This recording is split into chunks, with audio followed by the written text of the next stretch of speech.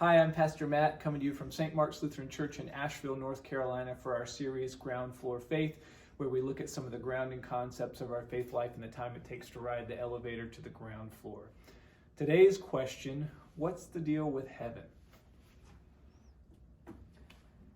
Heaven sometimes gets romanticized into a supernatural equivalent of a buffet, where we get whatever we want, whenever we want it. But a better understanding of heaven is one that's not about what we want, but about what God wants. Heaven is the place where God's will reigns. You might remember the phrase from the Lord's Prayer, "Your will be done on earth as it is in heaven." That's because heaven is the place where what God wants is what happens. And so for us, when we think about heaven, I expect that means that all the things that separate us and cause brokenness now will be no more when God's will reigns.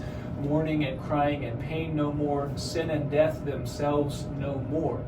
And then freed from that brokenness that divides, we're free to be in perfect relationship with God and perfect relationship with one another.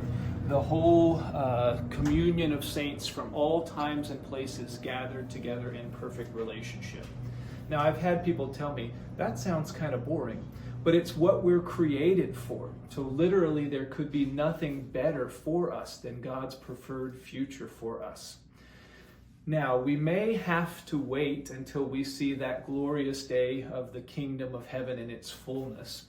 But that doesn't mean that we can't experience little glimpses of the kingdom of heaven now. Because wherever God's will is done, pockets of God's kingdom are already breaking into this world. So while we do long for and wait for that glorious day of the kingdom's fullness, we are active now in working for God's wholeness, God's peace, and God's healing. This is the ground floor. God's peace be with you today.